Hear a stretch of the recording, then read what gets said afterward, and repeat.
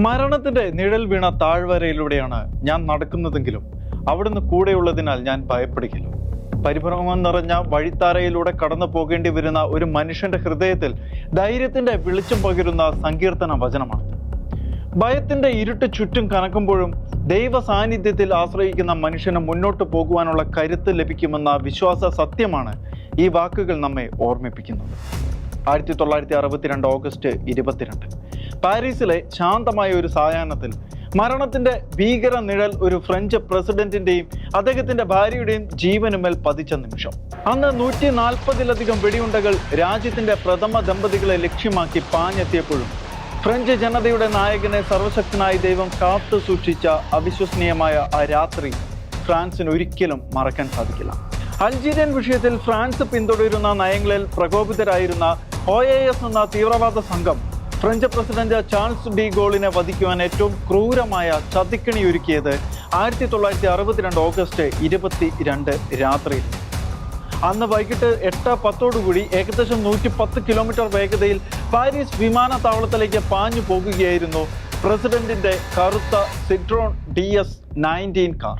1 എന്ന registration number പതിച്ച ആ കാറിന്റെ പിൻസീറ്റിൽ ചാൾസ് ഡി ഗോളും ഭാര്യ യോവാനും ഇരിക്കുകയായിരുന്നു. പെട്ടെന്ന് തന്നെ റോഡരികിൽ പതിയിരുന്ന 12ഓളം വരുന്ന അക്രമികൾ ഒരേ സമയം കാറിന് നേരെ മെഷീൻ ഗണ്ണുകളിൽ നിന്നും വെടിയുതിർക്കുകയായിരുന്നു.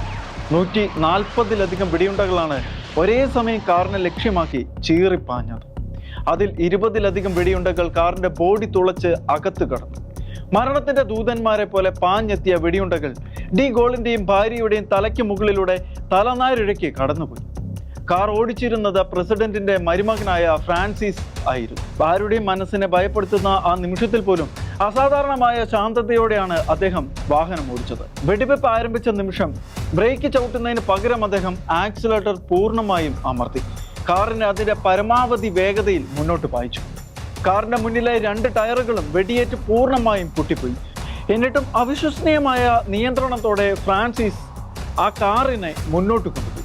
സാധാരണഗതിയിൽ 100 കിലോമീറ്ററിലധികം വേഗതയിൽ സഞ്ചരിക്കുന്ന ഒരു കാറിന്റെ 2 ടയറുകളും ഒരേ സമയം പൊട്ടിക്കഴിഞ്ഞാൽ അത് നിയന്ത്രണം വിട്ടു പോവുകയോ മറിയുകയോ ആണ് സാധ്യത. എന്നാൽ സിട്രോൺ കാറിന്റെ സസ്പെൻഷൻ സാങ്കേതിക വിദ്യയും ഫ്രാൻസിസിന്റെ സമയോചിതമായിട്ടുള്ള ഡ്രൈവിംഗ് മികവും ചേർന്നപ്പോൾ ആ കാറ് മരണത്തിന്റെ വലയത്തിൽ നിന്നും വഴുതി രക്ഷപ്പെട്ടു. പൊട്ടിയ ടയറുകളുമായി തന്നെ അദ്ദേഹം കാറിനെ സുരക്ഷിതമായ സ്ഥാനത്തേക്ക് ഓടിച്ചെത്തി. സുരക്ഷിത സ്ഥാനത്തെത്തിയ ശേഷം കാറിൽ നിന്നിറങ്ങിയ ഡി ഗോൾ തന്റെ കോട്ടിൽ പതിച്ചിരുന്ന ഗ്ലാസ് കഷ്ണങ്ങൾ തട്ടിമാറ്റിക്കൊണ്ട് ശാന്തമായി പറഞ്ഞു, ഇവർക്ക് കൃത്യമായി വെടിവെക്കുവാൻ പോലും അറിയില്ല. ആ വാക്കുകൾ ചരിത്രത്തിലെ വേറിട്ടൊരു ഫലിതമായി മാറി. മരണത്തിന്റെ വാതിക്കൽ വരെ എത്തിയിട്ടും ജീവിതത്തിലേക്ക് മടങ്ങിയെത്തിയ ഒരാളുടെ അതിശയകരമായ ശാന്തതയായിരുന്നു ആ വാക്കുകളിൽ നിറഞ്ഞു നിന്നത്.